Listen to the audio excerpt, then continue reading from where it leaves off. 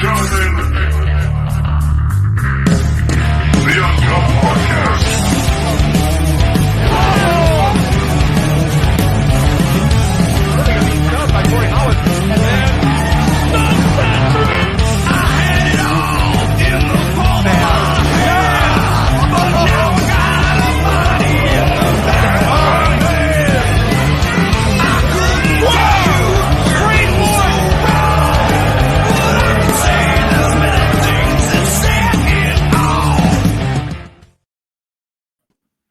I love that intro. God, I love that intro. You know what? It's growing on me each and every week, dude. It's like more I get the beat. Hey, Matt Minnick's back, everybody. The franchise has returned. I know, right? Welcome back, Matt. It just took me God a has little bit. chosen to not smite you this week. So that's a positive. Well, we'll have to wait and see on that one, Nick, because he's glitching a little bit on my end. But It's already glitchy, but I'm make about it to work. switch to my other phone real quick. if all else I'm fails, going to switch to my do other that, phone. do that before while he we're jumps playing on the video double here in a second. for me. if all else fails, do audio only. This audio is not good either. Oh shit! Oh, I'm Anyway, good. Don't worry. I'm going to Matt- just switch to this. Yeah, Matt, go ahead and switch. I'm going to pull you out. We'll talk to you in a second. Poor Matt, dude. Tornado. It's cool. I'm proud of what he's trying to do. I know what the real story is. So He's but dude, but I don't. But from my perspective, I see a man smited. smoten. Do you want to get smoten? I think as Maui would say. he's offended the guy up upstairs or something. Tornadoes, glitches. Before we get started, because I totally want to get to this Alex Kane interview. I'm super excited. I think we all are. I do want to send best wishes out to last week's guest, Wolfie D. Had some heart troubles, ended up having to have heart surgery over the weekend. Unbelievable, man. Unbelievable. He posted that he had like 100% blockage, man. He could have been gone, dude. Took the flare bump in the parking lot of a Shell station, apparently, but good for him. He is walking and talking. Matt's still not good. Anyway, but yeah, man, this week, our guest, super excited. Dude, one of the biggest young stars on the indies, freshly signed to MLW, had a great showing in Battle Riot. A man who is here to give us all that work. Ladies and gentlemen, Alex Kane.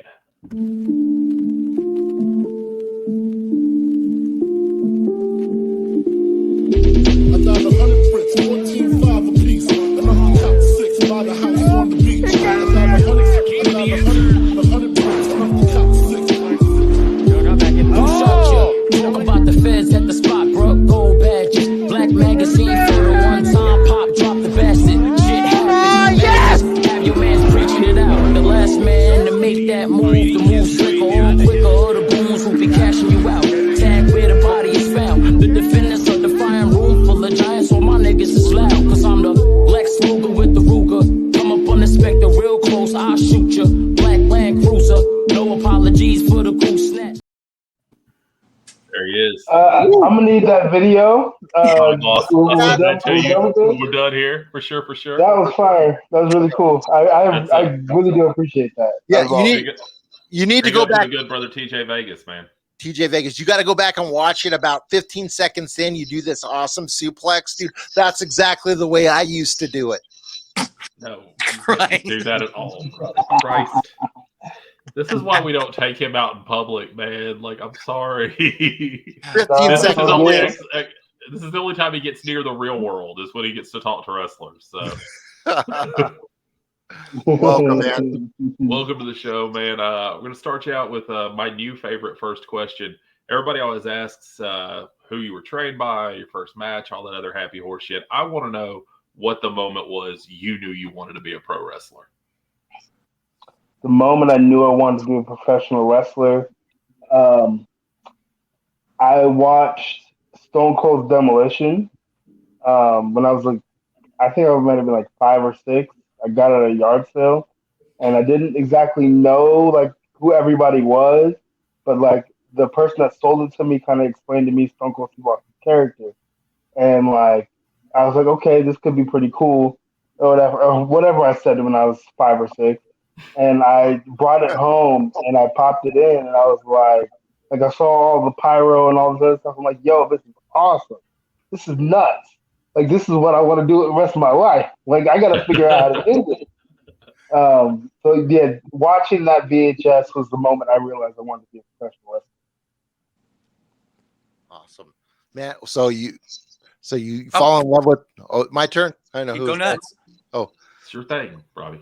yeah. So you fall in love with the game, man. You want it to be your career. So I know you were a two sport person in college. You were doing like rugby and wrestling. What made you decide on a career choice to go to sports entertainment? Well, like I said, that's all I've ever really wanted to do. I only really went to college to appease my parents. And like I was miserable there, and I was like, well, I can stay and rack up more debt, or I can leave, go pursue my dream. Still have to pay the debt back, but be happy, at least be happy with my life. So I left college then. I'll probably go back at some point, but I left then, and I joined the WWA 4 in Atlanta, Georgia. This was 2018. I would say 2018. Well, all right. Well, let's a little bit more into a wrestling question for you. As you've been on the road and as you've traveled up and down throughout the country so far, what's probably the best piece of road knowledge that you've learned along the way? There's so much. Let me see.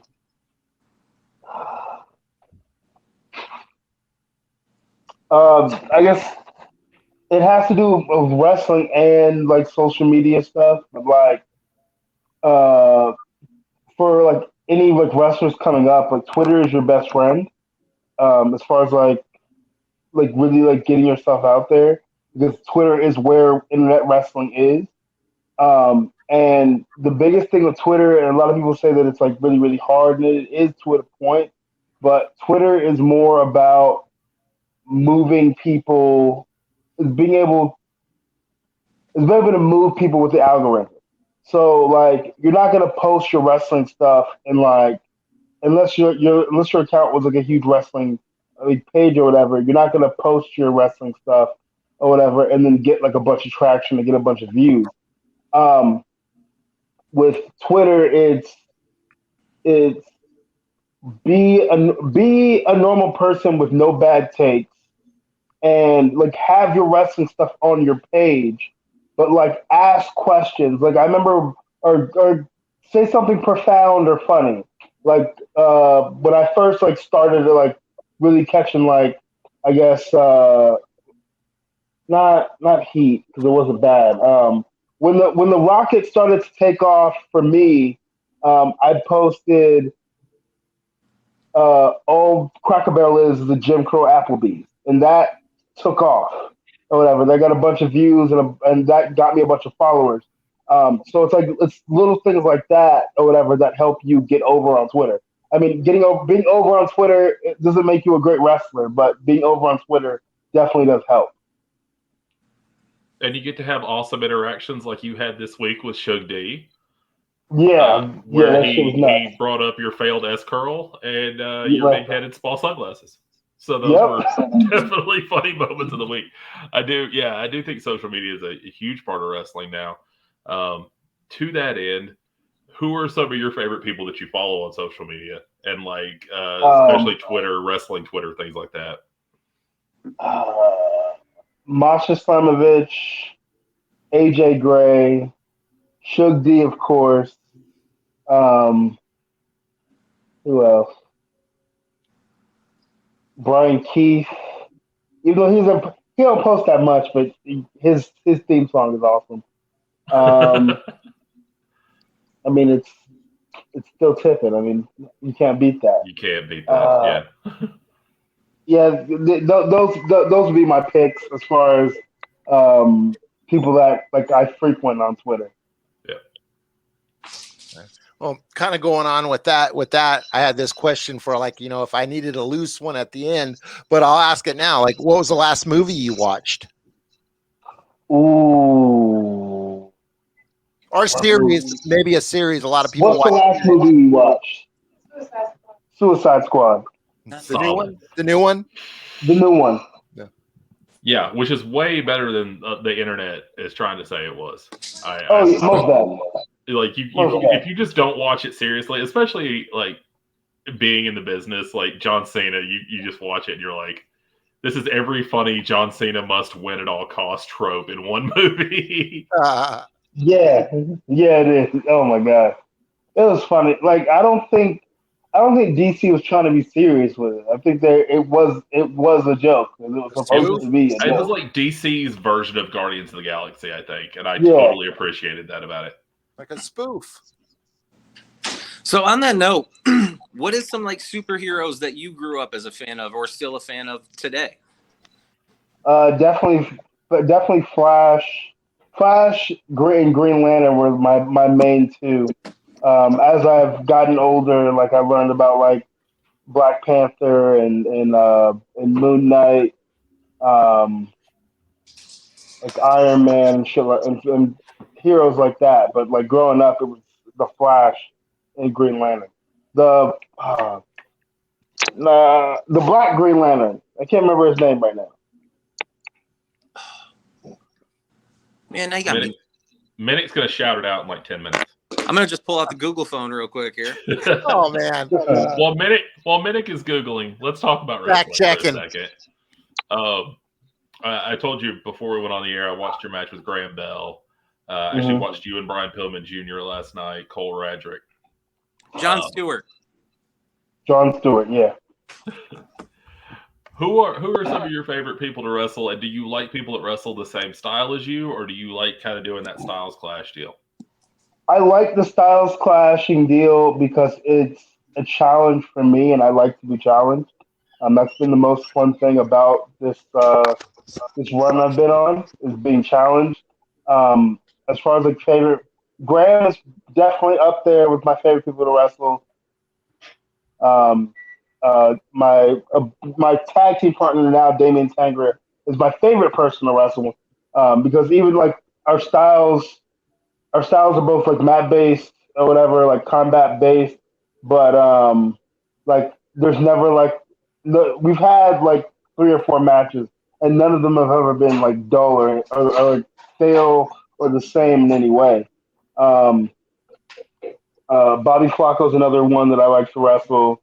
O'Shea Edwards, I definitely hope to wrestle him again at some point down the line. That match was fun. That was kind of like a coming out party for myself. And also Cole Radrick.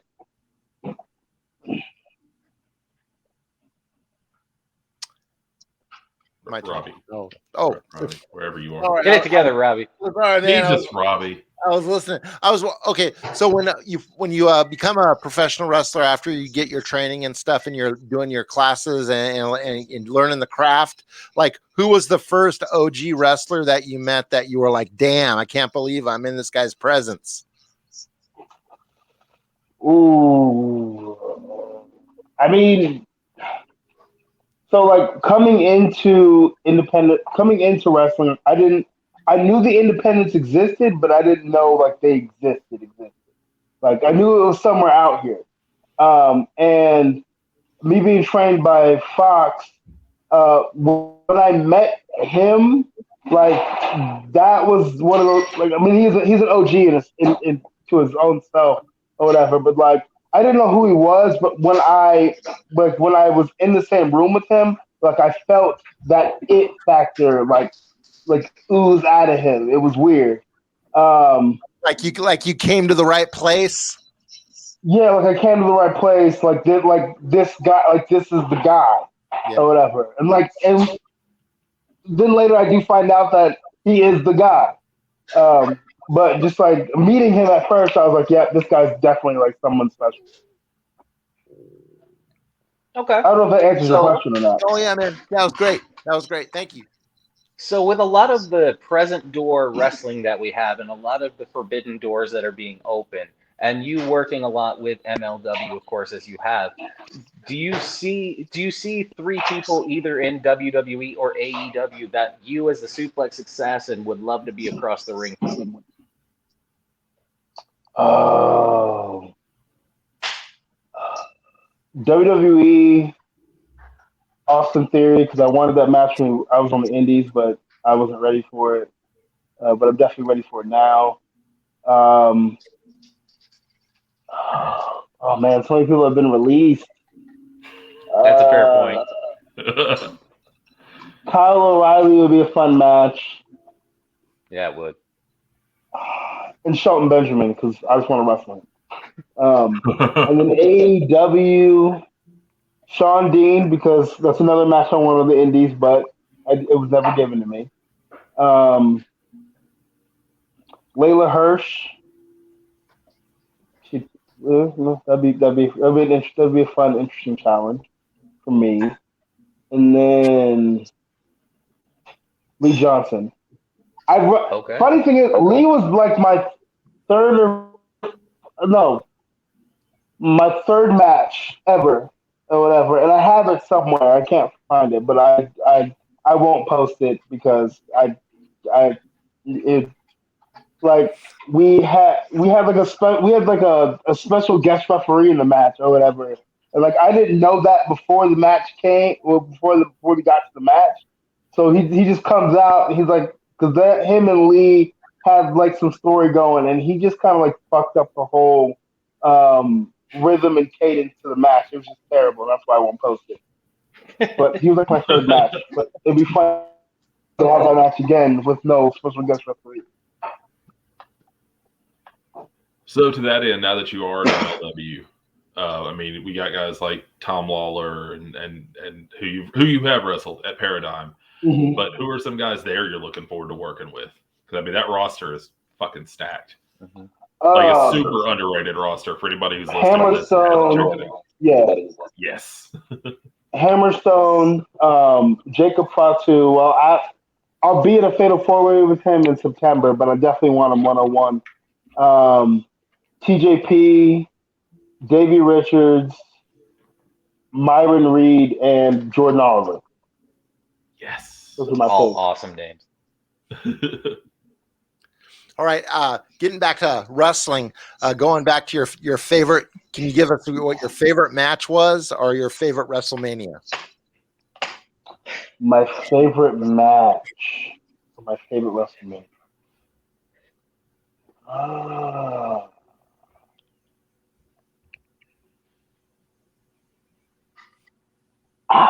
My favorite WrestleMania is probably WrestleMania 18. And it's not even like when I was growing up, like I was really big into like the stages and the sets and stuff.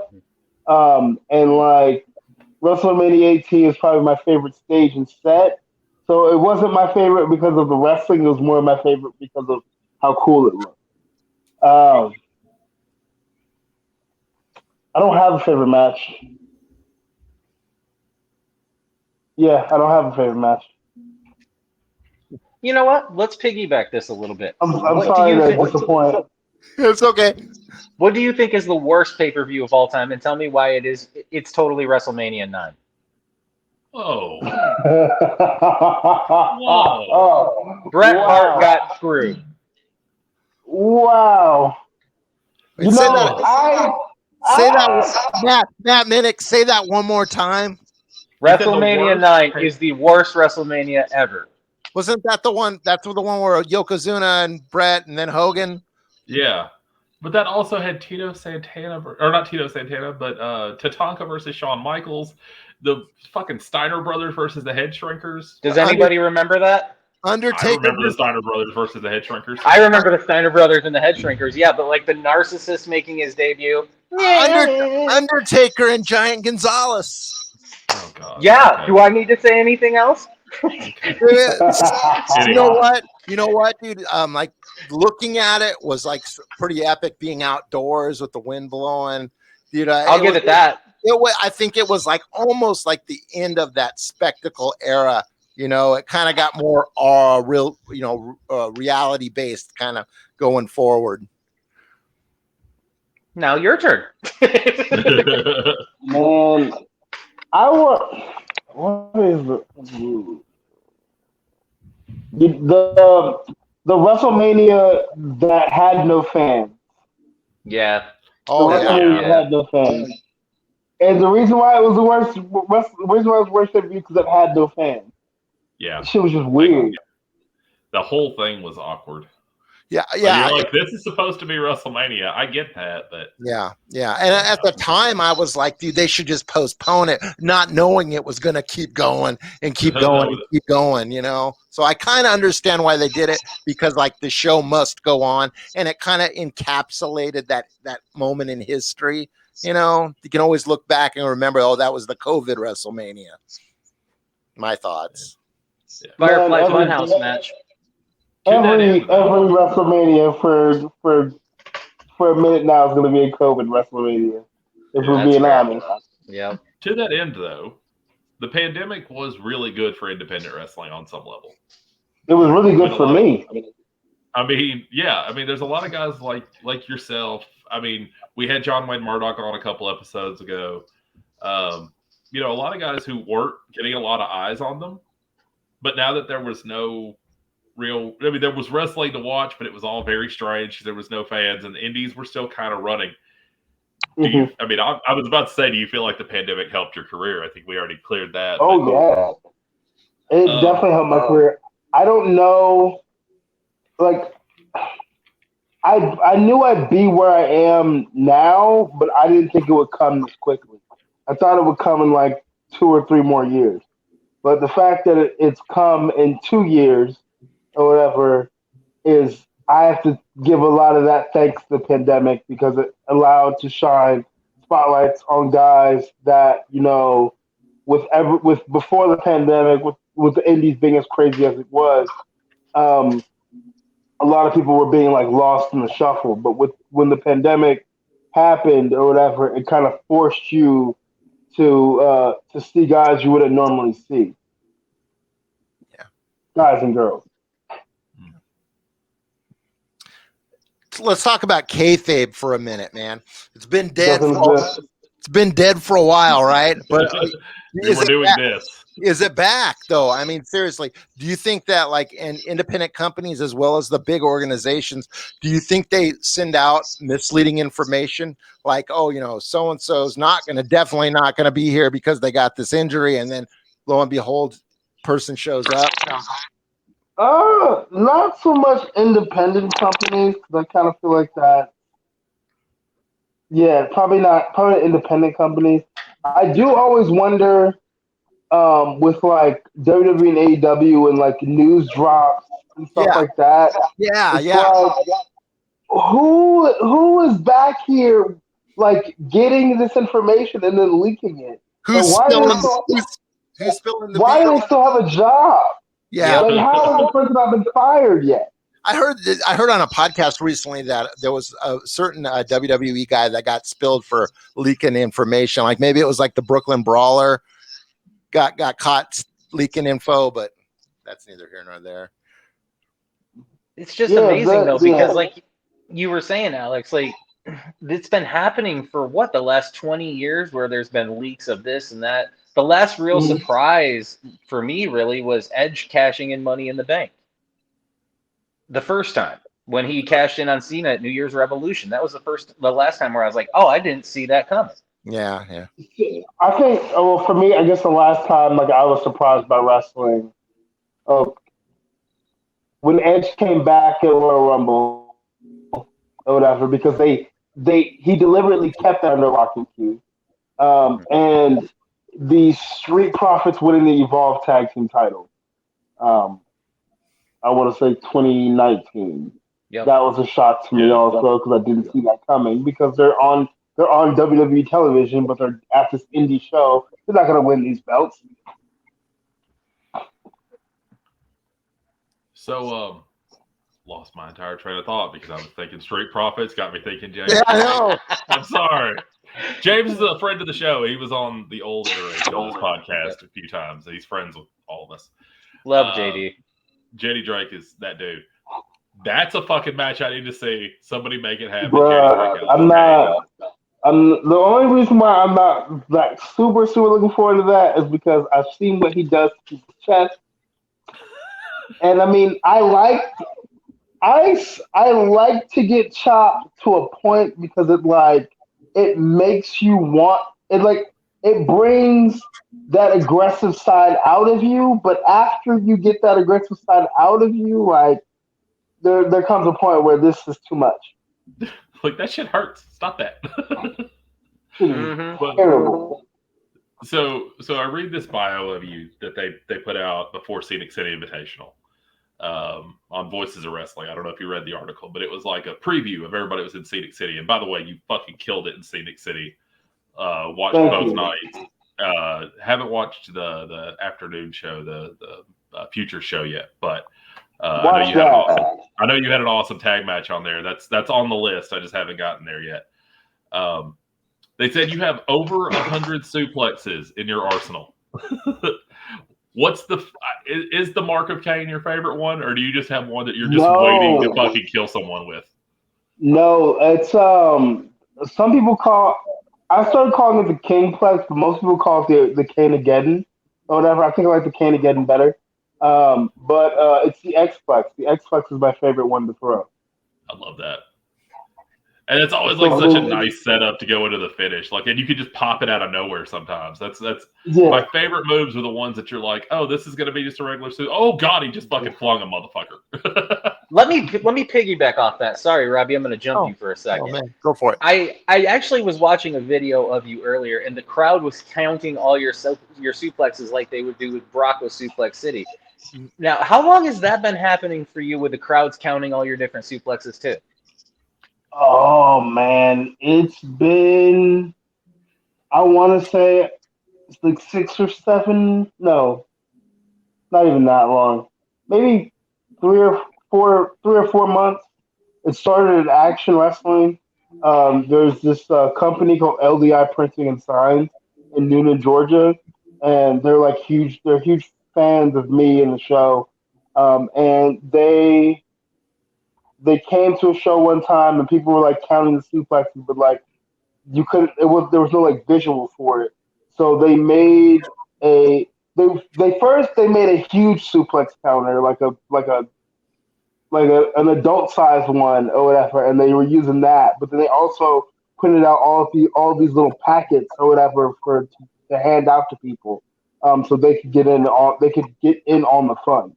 So that's been going on for like 3 or 4 months. It's a really, really awesome interaction to have. Because people, like the action show that should be coming out this week, like people were going nuts. That's got to be so damn humbling and cool as hell to just be a part of. Yeah, most definitely. Hey, so what did you? I just want your opinion. You look like a pretty intense guy. What did you think of those cinematic matches that they had in WWE with like Taker and Styles and Cena and Bray Wyatt? I didn't so much like the Cena and Bray Wyatt one. It just seemed really, really corny. Yeah. But the Styles and Taker one, I appreciated it because, like, I mean, Taker's not going to wrestle a match at any point. Hopefully not ever again. I'm sorry, but he's just past that point. Yeah. But it was cool to be able to see Taker in a different element or whatever, and like still be able to perform how he would be able to comfortably. And it was just put together well. They have a lot of those like oh shit moments, a lot of those like shock moments or whatever. So I really enjoyed that. Yeah. Do I want to see more of it? It depends on the story and the characters within that story. But it's a good idea.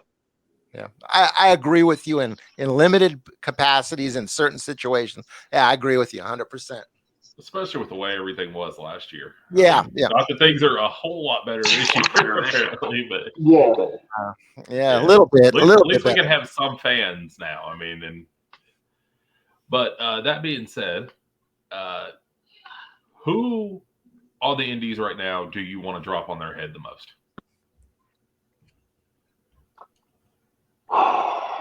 Who would I want to drop on their head the most? Not who do you want to wrestle? No. Who's just that one person you're like, you know what? Go flying. Should D again. Look, man. It's not his fault. You posted the pictures. He had to do something with it. Look, I'm not like at first I was a little butthurt about it, but then I had to think he has 23.7 thousand followers or whatever. And that, I mean, all them people seeing my face on his page, I got a good 20-something followers out of it. So it was all good. And good press is press in this business. So that was fine. But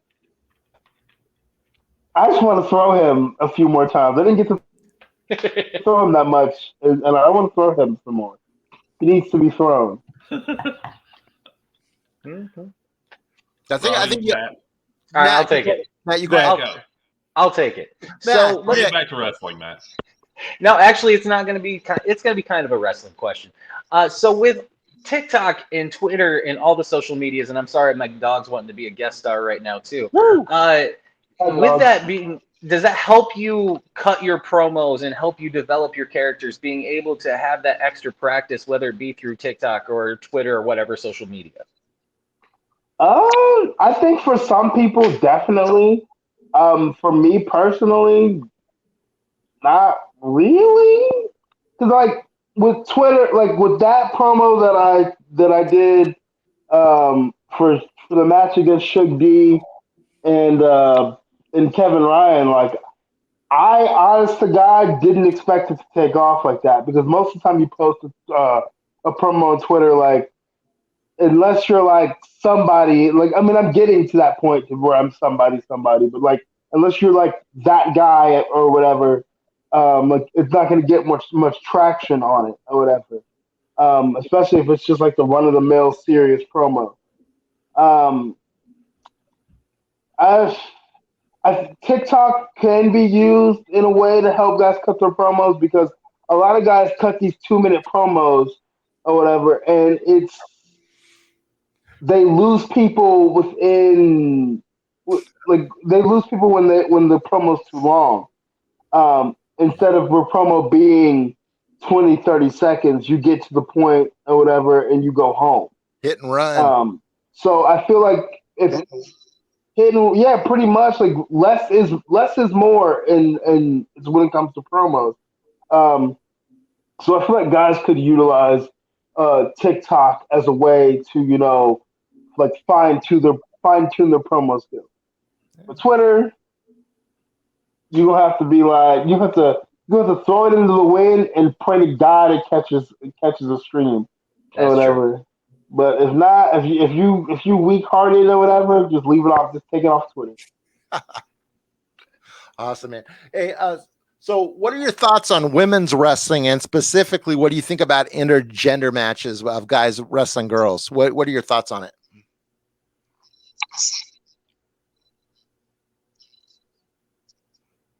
Oh, you have to say that again. Your audio cut out. Oh, sorry, man. It was just your thoughts on women's wrestling, and specifically intergender matches, like women fighting men. Any experiences you've had with them? Or your thoughts on them? I enjoy women's matches. I don't know. I enjoy women's wrestling matches. I don't know. I just do. And then I guess as far as intergender matches, I enjoy those because it's a challenge. It's a challenge to tell a different story, because a lot of guys will get in there and tell the same, "Oh, I'm a man, I'm strong, you're a girl, you're weak" story, and that shit is. So just trying to tell a cool story, because I've watched, probably from amateur wrestling, I've watched girls straight wash dudes on the mat, just embarrass them for not taking them seriously. So like I know that some people shit on intergender wrestling, but intergender wrestling is very, very, very real. And it's believable to me. I hope to have like more like women's how do I say this? I'm a huge fan of Charlotte, and like I hope that like more women like follow in like her like footsteps as far as like how she presents herself, how she goes about her business, how believable she is. If that makes sense. Yeah. So You've seen the videos of how I feel about Charlotte, so I'll just leave it at that. And me and Matt think a lot alike about Charlotte. Dude, I like Charlotte before she did all the plastic surgery and stuff. I thought she was hot then. God, Robbie, Jesus, Robbie, quit being the Baba Booey, Robbie. Why are you this guy? Why are you the way that you are? Why are you such a Chris Griffin? Anyways, Nick. So I did read an interview where you were talking about the Mount Rushmore of wrestling, and you put Shelton Benjamin on there. Is that just because he's your favorite wrestler, or do you really think he's one of the top 4? And to that end, who are some of your other influences? Obviously, the Shelton influence is there. He's because he's my favorite wrestler. He's one of my favorite wrestlers. Fair enough.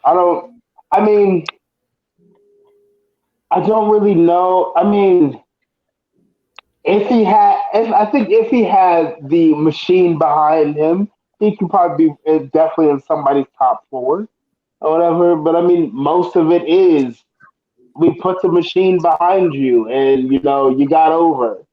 Like I don't know. My other influences would be definitely Brock Lesnar, Taz, Kurt Angle, and Stone Cold Steve Austin. Also The Rock. That's 5. We'll add a wing. It's fine. That's fine. Yeah, we'll add a wing. Now, piggybacking off of the Mount Rushmore conversation a little bit, if you could build your dream wrestler, like promo skills of this person, body of this person, how would you design that wrestler? Ooh, that's kind of cool. Definitely have the promo skills of The Rock, because he's just funny. The promo skills of The Rock, the body of 2002 Brock Lesnar. What I guess Wrestling ability. Yeah, wrestling ability of Kurt Angle. That's dangerous. What else? Yeah, it is. You built a machine, sir. Yeah, there's no way in hell he's not getting over. That's true. I read on an interview that you did. It was one of the questions that was asked was, who would you like to face? And you said Dan Severan. And I just wanted to, if you could tell us a little bit about why you picked Dan Severan. I did Dan Severin's seminar. When was that? I want to say last September, I think. Last September. And like me doing his seminar, that's what got me on at Paradigm Pro Wrestling, which really kind of like accelerated like my, I guess, it really added fuel to my rocket ship, because like I had this UWFI match or whatever, which is shoot style wrestling, and I hit the market Kane for the first time for like anybody to like really see it, and it looked like I murdered the guy or whatever, and people lost their mind. So if I hadn't done Dan Severin's seminar, I don't know if I would be like rocking and rolling like I am right now. Coldwater, Michigan, stand up. Thank you. So, you said Taz was one of your influences. And I got to ask a question that me and my brother were talking about this the other night. So we were watching some of your stuff, and we watch Team Taz on AEW every week. Do you feel like you'd be a better fit for Team Taz than Powerhouse Hobbs? Oh, most definitely. There it is. God, I was like, he's either going to be political or he's going to say the right answer. But like, I mean, Hobbs is fucking amazing, but like, he's not that. He doesn't. I mean, other than being big and strong, he doesn't fit in there. Like, I don't think. I think he would fit better somewhere else. He doesn't fit in there. I don't even think Brian Cage fits there either. Like, Layla Hirsch is really the only. Layla Hirsch, I don't know too much about Hook or whatever, but he probably doesn't fit there either. But like, for like assassin type characters, Layla Hirsch is the only one that actually fits in Team Taz.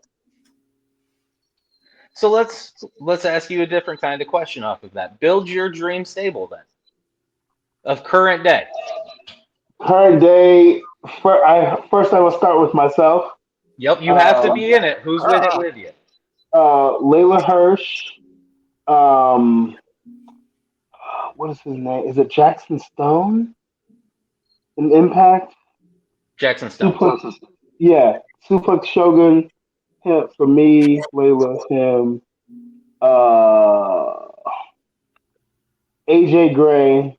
I need someone who's extremely violent. Lee Moriarty, because I need somebody who's also extremely technical. Trish Adora and Jonathan Gresham. I love Jonathan Gresham. That's my I'm gonna ask one more question off of that too. Besides yourself, who do you think is the most underrated worker in the business right now? Oh, underrated.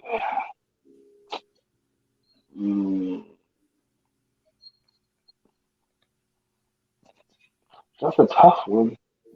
There's a lot. There is a lot. I mean, there's some that are actually underrated, and there's some that just aren't putting in the work. But almost underrated. No, definitely not him.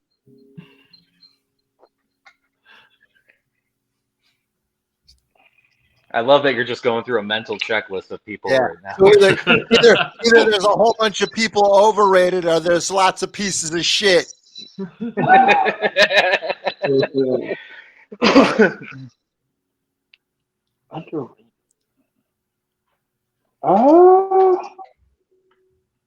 You know what? You know who's criminally underrated? The motherfucking Hoodfoot. That's who's criminally underrated. Yes, sir. Yeah. Yeah. To be that big and do the things he does, man. Yep. Hey, guys. Ridiculous. So, difficult personalities, dude. As podcast host, we all three deal with difficult people. You got people on the internet that are difficult, maybe got mental illnesses, and people that come to your wrestling shows. Can you tell us how you've had any how your interaction is with your fans, through the platforms and in real life? Thankfully I haven't had any like weird or crazy interactions with any fans. At least not any like the real ones. I've had like some like bots or whatever, but like those are just like computers. But like as far as like human people go, everybody's been really, really cool and respectful. I mean, I do try to let people know like, hey, look, I'm outside of this ring, I'm a normal dude or whatever. Just treat me like a normal dude. Don't be weird, and I'll talk to you, because a lot of people, they'll be like, I'm so glad that you responded. I'm like, what do you mean? Do people not respond to you? Like, that's terrible. I just try to be as down to earth as possible. Which I can personally attest to as a guy that we just randomly started BSing on TikTok one day together. And like after that, it's like, hey man, what the hell is going on? And you've been awesome to talk to and send stuff to and like bounce ideas off of as well. Yeah, just like a normal dude, like we all meet on the internet. Yeah. Like if it wasn't for TikTok, we're not here. Who tries to book a lot of people for this podcast? Yes, a lot of people do not respond to you. a lot of motherfuckers have left me on red in the last couple weeks. Anyway, not gonna name names. Or no, never mind. They might eventually answer me. So I'm not yeah, they might, dude. They might be out of town, yo. Oh man. So your theme music is ridiculous. Like, definitely gets hype every time. We're like, oh, and you know distinctly it is an Alex Kane entrance. As soon as the music starts, you're like, yes, this is gonna happen. Who's the entrance on the Indies that gets you hype right now? AJ Gray. I knew that was the answer. Didn't even miss a beat. The funny part was when I was asking the question, I had to stop myself from saying AJ Gray because you just, again, and I think now, especially with GCW, watching the fans just swarm him like they do Gage. Yeah. You know what? Since we're starting to wrap it down a little bit, let's try to move into a little bit of a more of a rapid fire type of question. We'll just say a name, tell us the first couple words that comes to mind for you. Okay. Oh, this is going to be all right. Let's start with a haymaker question. Hulk Hogan. Trash. Absolute garbage. Racist. Asshole. Was never a good. That was never good. I drank his Kool-Aid. I admit it, but this isn't a. I was a Hulkamaniac when I was 6. Oh yeah, it was the 80s. You could do that. Yeah. You had to be back then, but all right. This is more of a yes or no question. Montreal Screwjob, work or real? Definitely work. Yes, I think so too. We need to start. You have become more my favorite wrestler than you. Nobody. We need to start. Yeah, definitely. We need to start logging it. But like, no, if you really got screwed, like Brett said he got screwed, you ain't gonna react like that. You gonna hop out the ring and run his jaw a few times. Like you ain't gonna just spit on him. Like, get out of here, bro. Oh yeah, and then it's like, and then all the dirty shit that's happened in the back doors of professional wrestling offices. Yet there's a camera crew during the whole thing. Yeah. I don't buy it, dude. They don't even have. There's certain matches they can't even find tapes of, but yet they got this. Man's gonna stand there and let his dad get punched in the face. Is all I needed to know. That was fake. What about let's say Jonathan Gresham? Somebody you brought up earlier. I'm actually going to do his seminar in September, and I'm extremely excited for it. It's a pure wrestling seminar. I was kind of like iffy on whether I would do it or not because like I'm already a pretty good mat wrestler, but I mean I've watched some of his videos on YouTube, just like normal like other holds and other pins and stuff. I'm like, you know what? This is probably gonna benefit me. I'll shell out the $75 to do this. But yeah, he kind of like carved out like his own like little path or whatever in wrestling. Like he's not for his size, he's a pretty big dude, but in the grand scheme of things, he's a smaller guy. But to be leading the charge of like wrestling is pretty dope. Agreed. Kenny Omega. Overrated as fuck. I don't get the hype around this man. I really do not understand the hype around Kenny Omega. I do not get it. He's just another white dude with long hair and muscles. And I kind of see your point. I'm gonna buy so much of your merch after this. That's hardcore. I'm gonna be repping Alex Kane everywhere I go from now on. Let's go. I just had a great name, but it escaped me. So let's say talk about Taz for a second. I throw something out about Taz because I see a lot of parallels with you and Taz. Only thing is, I see you having a lot more charisma. Yeah, definitely. I can even say that myself. You know, a lot of people they always talk about like Suplex City and stuff like that, but it's like Taz, like John. I think John Cena said in a promo he built Suplex City. I'm like, no, you didn't. Taz built Suplex City or whatever. Brock Lesnar is just a visitor of Suplex City, but Taz built that joint. The man had he had so many suplexes or whatever that nobody had ever seen before. And it even got to a point where they started calling them Taz plexes or whatever. Yep. I hope to get to that point one day where they call them Kane plexes, but we'll get there. I think we're getting there quickly. But yeah, Taz is dope. Like, I hate how they kind of did him when he came to the E. But I mean, if they really would have took Taz like from where he was in the ECW, they took him before he was in ECW and continued that in WWE, he would have been a way bigger star than he was. Yeah, Man was a killer. There was a lot of people. There was a lot of people in that exchange, dude. That didn't get what they should have been. You know. Yeah. Mm-hmm. What about O'Shea Edwards? Brother, he's like an older brother to me. It's funny, but I had to pick him up from the airport the day of our match, and I'm like, you remind me. I have a twin brother. He reminds me of my twin brother a lot, just in the way that he carries himself, the way that he speaks, just like in a lot of his mannerisms. So that was kind of like cool and comforting. Definitely undeniable. Definitely going to make lots and lots of money one day for somebody when somebody opens their fucking eyes and sees the amount of potential that man has. All right. Well, let's throw a recent controversial name that's been thrown around a lot in the wrestling world. Matt Cardona. You know what? I respect the hell out of Matt Cardona. I really do. In WWE, he was just a white guy with muscles and a John Cena haircut.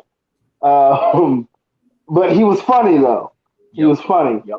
But when he left and he I believe did he call out Nick Gage? Yes, he did. He did. Yeah. That's respect to him. He called out Nick Gage, and then when they had their death match, he had an actual death match. It wasn't no padded cookie cutter nonsense. Like, he really went the fuck in on that damn death match, and I have all the respect for him for that.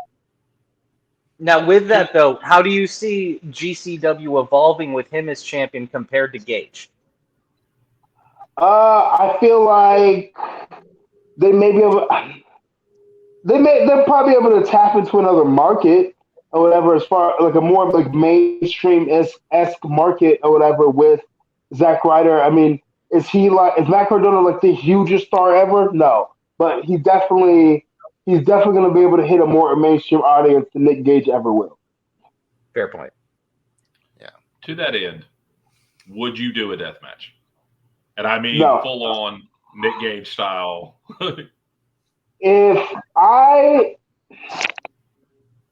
No, I mean, I would if the money was right, and like I didn't have like I had already did like a WWE AEW run. After that, yeah, sure, whatever, we'll do a death match. But other than that, nah. Got to protect this. Gotta protect the money maker. Yeah, but I like what you said, man. We're gonna buy some more stock in this guy because I liked his answer. The money's right. We'll throw one more name at you on my end. My favorite wrestler right now, I think this guy's being set up like kind of reminds me of a young John Cena, dude. What do you think about Matt Riddle? I mean, other than his speaking out stuff, I've met him in person once. He's a pretty dope individual, really, really chill. He has loads of potential. I just need him to, keep his nose clean. Yeah. Literally. All right, man. Well, we're pushing up on that hour mark. So same thing I told you before. We always end the show. I give you full screen, let you hype whatever you want to hype, talk about whatever you want to talk about, say whatever you want to say, man. Alex, it has been a blessing to have you on the show, man. Super entertaining guest, as we knew you would be. But I think you went above and beyond expectations, my friend. So great time. The stage is yours, man. Oh, thank you. Follow me on Twitter at Alex_Kane11. Follow me on Instagram at the Suplex Assassin. Buy my merch on ProWrestlingTees.com. Just type in Alex Kane. Atlanta Wrestling Entertainment's coming back this weekend at the Southern Fried Video Game Expo, I believe it's called. What else? Yeah. No. And MLW will be returning. Will be back on September 11th in Dallas, Texas. Yeah, those are my plugs. And we need Hammerstone versus Kane. Damn it. Yes. Look, you have to let me put on a good 50 more pounds. That man, I saw a post from him today. He said he ate 5,300 calories today, and I'm like, that sounds expensive. But give me a little bit of time. Let me put on a little bit more weight.